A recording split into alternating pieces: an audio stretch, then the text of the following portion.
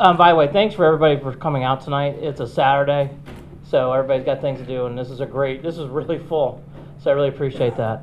And I know we all do. I just want everybody to know, I'm from Cleveland. I've done a lot of work on 30 for 30 in different films. And you come across a lot of different characters. Dick was a true all-American man.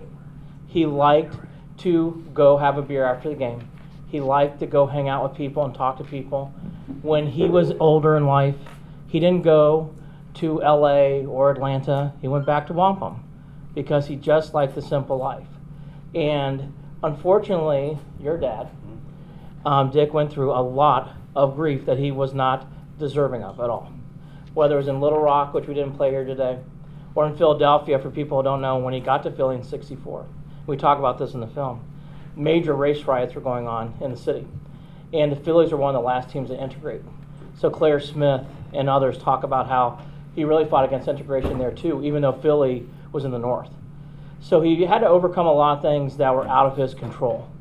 And the one thing that I just love about this story is he just wanted to be himself in a game where he was a clear superstar. Yeah, well, I'll call you Richard Allen. Richard Allen. Let me ask you, we saw you, in the documentary. Your dad missed by one vote, then he missed by one vote again, then he finally gets in. What hit you the hardest emotionally that weekend when you get the phone call, he's in? What hit me the hardest was, finally hearing it. That it didn't cement it, but it just to hear it. And I know the president was telling me, I have to build the hype. And I'm, after missing twice, he's building the hype, and I'm just saying to myself, man, just say it. I just want to hear it, So hearing it, that was, coming from him, and I knew it was all over. That was the big thing. What should people who watch the documentary and people in this room, what would you want them to know that they don't know about your dad? That he genuinely liked chili. No,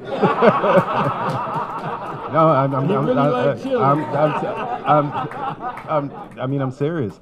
I think what happened at the end of '74 happens to a lot of athletes. Where we talked about this today.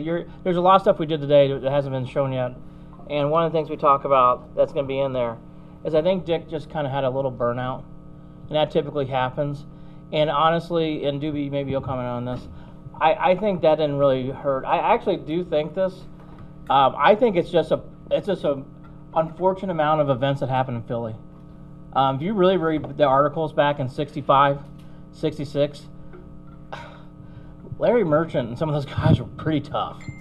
I mean, really tough and unfair. And they carried a lot of weight nationally. Philadelphia, we forget, Philly's close to New York. And I think a lot of those things get back and forth quite a bit, and they travel far.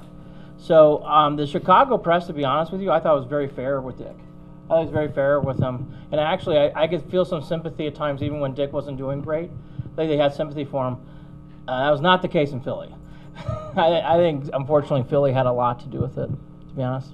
The project actually started during the pandemic. It was a story we wanted to tell. I had done in 2012 a tribute, brought Dick back to get honored for the 40th anniversary, and I felt we hadn't really finished the story.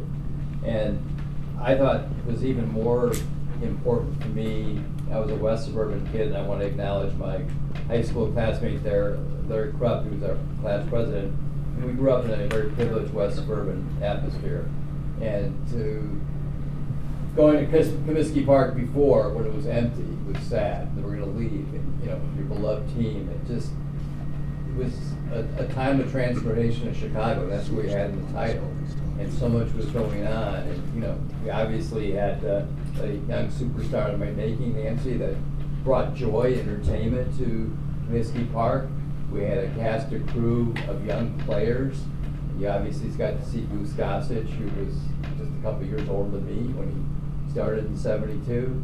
We had Wilbur Wood, which you saw in the film. We did his last interview last September before he died. And he was wearing his 1972 warm-up jacket that he pitched 376 innings in. I got that at auction. He was overjoyed to wear that. Wilbur, Carlos May, Bill Melton, they just energized Chicago with a special team. But it was also what was going on in the city with the transformation. Suddenly people were coming back to Comiskey Park. You had the whole stuff with Mayor Daley going on, and you had Jesse Jackson. And Chili Dog was never a Dick Allen story. It was never a baseball story. It was a Chicago story. I'm going to let my co-author kind of further emphasize this, and I also want to acknowledge our publishers, David Stern and Rick Kemper, Records, who believe in our project, and we do have a Hall of Fame edition because we've got so much more to tell, especially getting to know not the Dick Allen family, but the John Allen family, and some other stuff that we're going to bring out in a new Hall of Fame edition. So I'm going to let John kind of further up.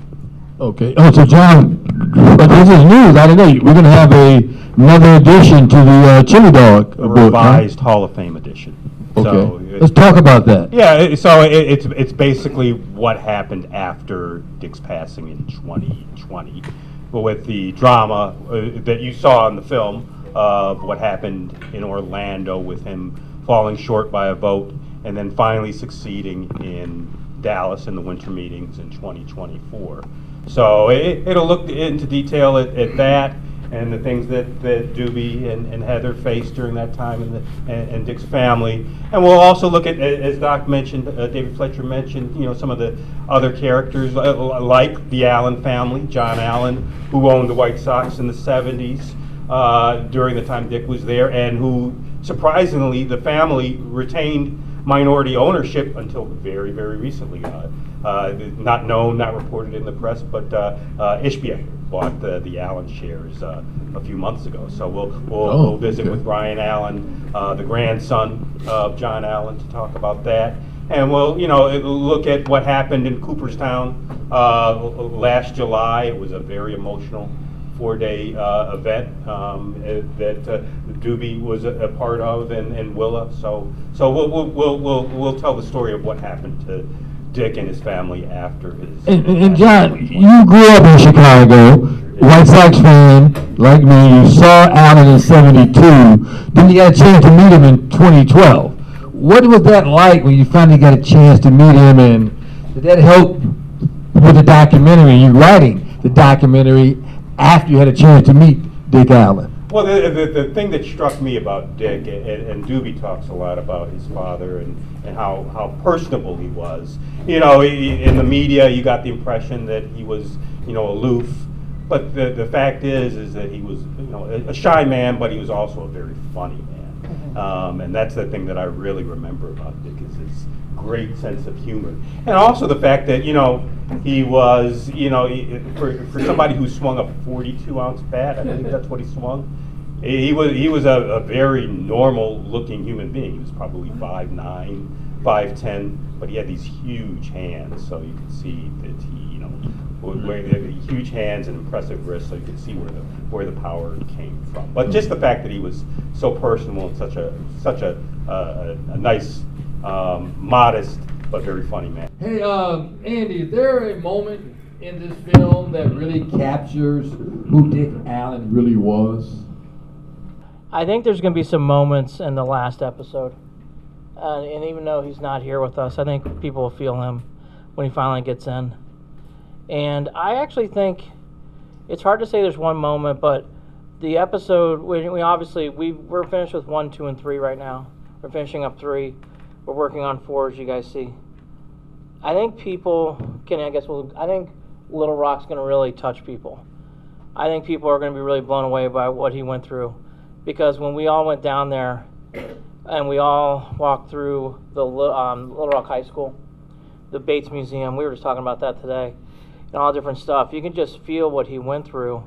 And I think that episode in particular is really going to hit home. Because think about this, here's a man who's very young, and Claire Smith says at the top, and I think you guys saw her clip today coming up, and she goes, and you're going to be thrown into Little Rock right after the National Guard was there. And oh yeah, you got to hit a home run. And oh yeah, you got to face the Klan and other racists. And oh yeah, you might be staying in a funeral home part-time because we have nowhere to put you. We don't know how you're going to get food. And oh yeah, hit the ball really hard and do well. That's unbelievable pressure. I think the other moment, though, that's happened that I've learned throughout this process, we obviously in episode 3 talk about the Frank Thomas incident in Philly, not the Frank Thomas here in the White Sox, but Frank Thomas, the incident. And something that really touched me still today, later in life, Frank and Dick rekindled, and Dick forgave Frank. In a time in this country where there's a lot of hate and a lot of people bickering about different things, who cares about what it's about, that says a lot. Dick would have every right to say, you know what, Frank, I'm not picking up your phone call. But to let go of that says a lot about your dad. Because a lot of people would not have done that. So I guess, Kenny, that's the one moment. And we're going to talk about that a lot. And I think that just says a lot about the man. I've been around a lot of athletes. Athletes don't do that. Right. Athletes really hold grudges for a long time. And I just want to give a couple big shout-outs. There's a guy over here named Taylor Hurley. He shot the film. Taylor, wave your hand. Wave your hand. Taylor has done an excellent job, and Black Pine's been a big part of this process. I also see Ziff, that's right here. Ziff, great Ziff, wave your hand again. And then we also got Nancy Faust. Nancy Faust is not only a great organist, she gives great sandwiches. When we were in Arizona, her and her lovely husband treat us to a fantastic lunch. I just want to make sure you get their special shout out. So again, I think for people to learn, there's many stories like this about Dick, by the way. Duba can tell them. He was always very generous with giving people money who needed it. He was also very giving up people who needed a second chance. And I could go on, but I would say the Frank Thomas incident and him making up. Hey, Richard, let me ask you, the things your dad went through early in his career, how difficult was that on you and the family to see people booing your dad, sports writers writing crap about your dad? To me, that would be difficult for me to go through. Yeah, that's a really good question, because I think a lot of people overlook that. They just see the athlete and they don't think about the family.